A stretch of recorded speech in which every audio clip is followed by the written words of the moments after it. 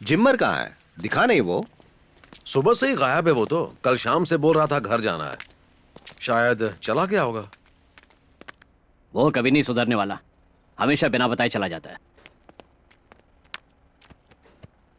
अब सही है। तुम्हें खाना बनाना आता है? खाना आता है।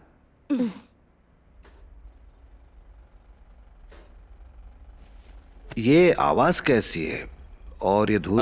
सर पास ही में मेट्रो ट्रेन का कंस्ट्रक्शन चल रहा है, तो अक्सर उसी की आवाज आती रहती है। यही वजह है। मतलब? इसी वजह से बेड हिल रहा था। वो कैसे सर? क्योंकि जब मेट्रो का काम चलता है ना, तो भारी भारी सामान जमीन पर गिरता है, जमीन में वाइब्रेशन होती है, तो ऑटोमेटिकली बेड हिलता है। सिर्फ हिलता नहीं है, लगता है कोई लात मार रहा है। यस, यही तो मैं अभी कहने वाला था। जब इस घर की नींव खोदी गई होगी तो यहाँ के पत्थरों को अच्छे से बिछाया नहीं गया होगा। छोटे छोटे गैप्स रह गए होंगे और उन्हीं छोटे छोटे गैप्स की वजह से पत्थर हिलते हैं, जिससे जमीन हिलती है। इसलिए ऑटोमेटिकली बेड भी हिलने लगता है। पर तुम्हें लगता है कि बेड के नीचे से जैसे कोई लात मार रहा है।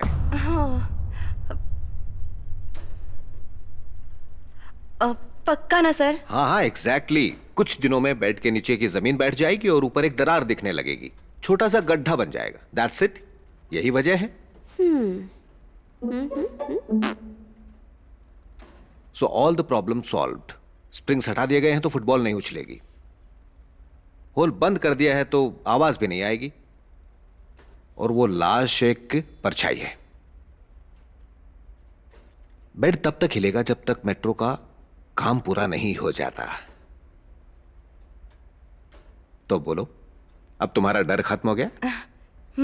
तो अब हम जाएं? सर आप गलत बोल रहे हैं सर। Ready sir? कंस्ट्रक्शन शुरू हुए अभी 10 ही दिन हुए हैं, पर वो बेड पूरे 1 महीने से हिल रहा है। तो बेड के हिलने का कंस्ट्रक्शन के काम से कोई लेना देना नहीं है। आपने कहा था कि वहां जो लाश दिख रही है वो परछाइयां हैं। परछाइयां बनने के लिए कोई आधार तो होना चाहिए, और बिना आधार के परछाई कहां से बनेगी? और वो लाश हमेशा दिखाई देती है, ऐसा कैसे हो सकता है? अगर परछाई पेड़ों की वजह से बन रही है तो वो इतनी साफ क्यों दिखती है? लटकी हुई रस्सी, टांगे और हाथ, वो तो धुंधले दिखने चाहिए ना। शायद आपको यह बात नहीं पता है कि कोई असल में उस पेड़ पर लटक कर मरा था और उसी की आत्मा उस पेड़ पर लटकी हुई दिखती है। बेवकूफ हो तुम, पागल हो। भूत वूत कुछ नहीं होता। हो सकता है इसके पीछे मैंने जो कहा वो नहीं और कोई कारण होगा। इसका दिमाग खराब है जो बार बार बोल रहा है कि भूत होते हैं। हा? ओके राजू, मैं दाद देता हूं कि तुमने बहुत सही सवाल पूछा है। हमने फुटबॉल के उछलने और आवाजों के सुनाई देने का कारण भी तो बताया था ना। वैसे ही हम ये भी पता लगा लेंगे कि परछाई क्यों दिख रही है और बेड क्यों हिल रहा है, और उसके बाद ही हम इस घर से जाएंगे। ठीक है? हाँ। Superstitious fellows.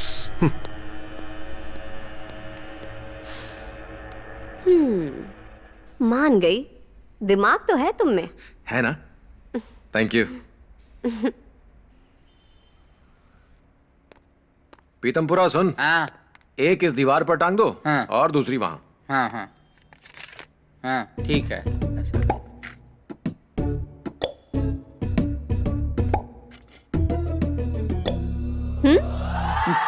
अरे वो नहीं, हाँ वो उतार और ये वाली लगा। हाँ अच्छा।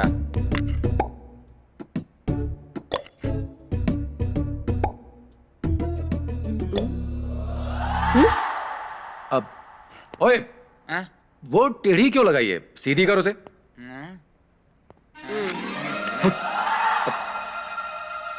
ओए, दीदी ने तुझे पानी डालने के लिए कहा था ना, यहाँ क्या कर रहा है तू? चल, पौधे सूख जाएंगे बाहर। छिछोरा कहीं का।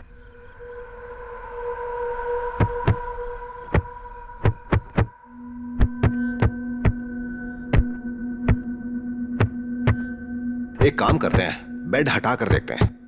उससे क्या होगा?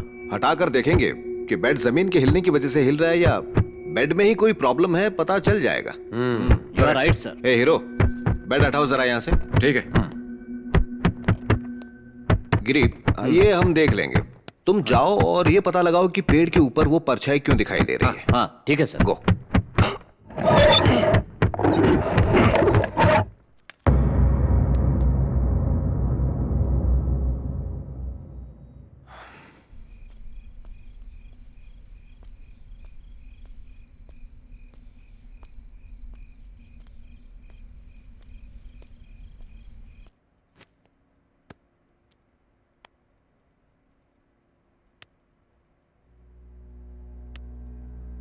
No vibrations.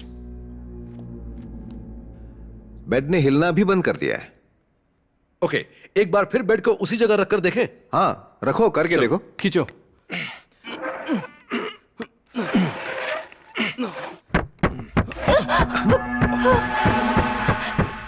ये क्या है? पता नहीं।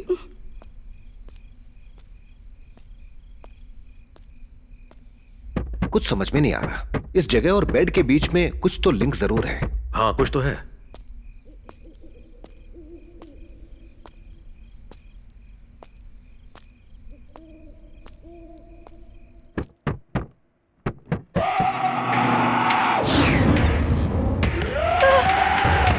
ये आवाजें फिर से क्यों आ रही है?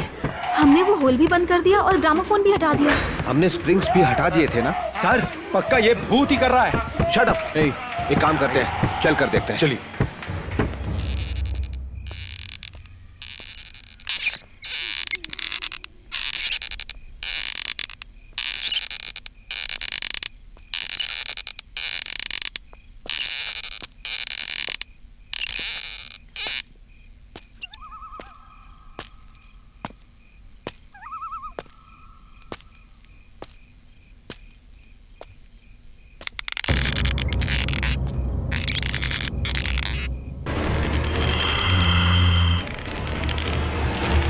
प्रिया,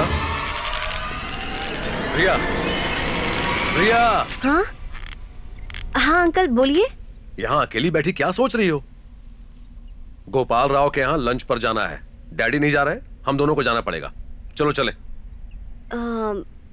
नहीं अंकल, आप जाइए। ठीक है, मैं ही चला जाता हूं। चलता हूं बेटा। नहीं, मत जाइए। अरे अभी तो कहा था जाओ। आप यहीं रहेंगे, कहीं नहीं जाएंगे। जैसा तुम कहो। अंकल, आप तो लंच के लिए बाहर जाने वाले थे, क्या हुआ? तुमने अभी तो मना किया था ना। मैंने मना किया? और गिरी अंकल दिखाई नहीं दे रहे हैं। उसके घर पर कोई जरूरी काम आ गया था तो कल रात ही वापस चला गया। और ये तुम्हें आधी रात को बच्चों की तरह झूला झूलने की क्या सूझी? आपके आने के बाद मान गई है।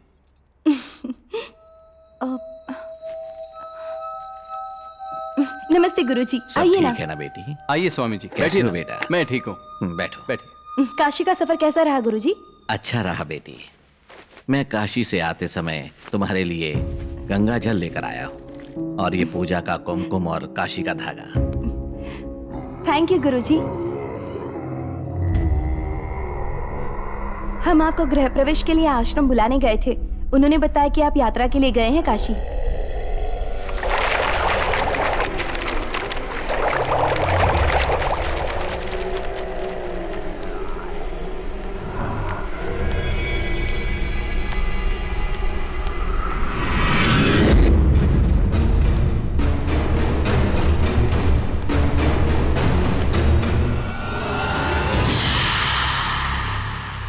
परमेश्वर, हर हर। हे ईश्वर, इस घर में भूत है ना बेटा? जी गुरुजी, कुछ तो गड़बड़ है। ये लोग प्रजा चैतन्य वर्दी से आए हैं, ये साबित करने की भूत वूत कुछ नहीं होता। अब भूत को यहाँ से भगाने में कम से कम 1 लाख के करीब खर्चा तो करना ही पड़ेगा ना स्वामी? मैं सिर्फ भगवान की पूजा करता हूँ बेटी। काले जादू के बारे में मैं नहीं जानता।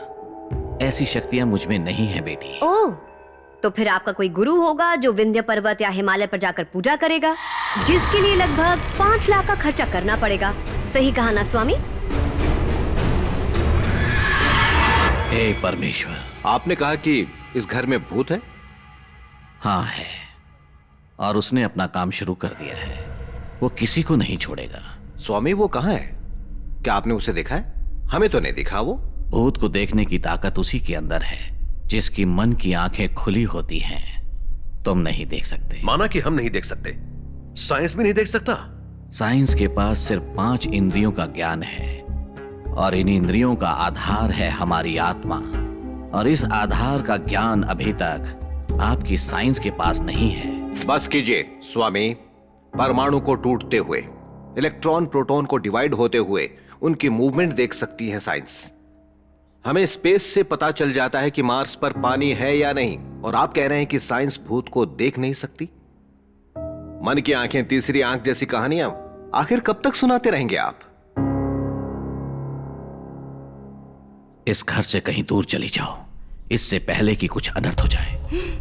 तुम इस घर में मत रहो। मैं तो रह सकती हूँ। बोलो ना, मैं यही रहूं? तुम जाना भी चाहो तो भी नहीं जा सकती। अगर ये यहीं रहेंगे तो क्या हो जाएगा? इनकी जान जा सकती है। डर। एक कुर्सी दिखाओ और कहो कि अगर उस पर बैठोगे तो मर जाओगे, तो आम इंसान डर से बैठेगा ही नहीं। बैठने से क्या होता है ये देखने के बजाय वो बगल वाली कुर्सी पर बैठेगा। तुम्हारा तो धंधा है नक्षत्रों, भूतों का सहारा लेकर लोगों के मन में डर बिठा देना। तुम में और चोरों में ज्यादा फर्क नहीं है। वो छुरी का डर दिखाकर लूटते हैं और तुम भूतों से डराते हो, जबकि असल में भूत होते ही नहीं। ये बदकिस्मती है कि चोरों को सजा मिलती है और तुम जैसों को पूजा जाता है। प्लीज इनसे ऐसा मत कहिए, ये हमारी भलाई के लिए कह रहे हैं। वो ऐसा नहीं कहेंगे तो आप यकीन कैसे करोगे? इनके झूठ को आप सच कैसे समझोगे?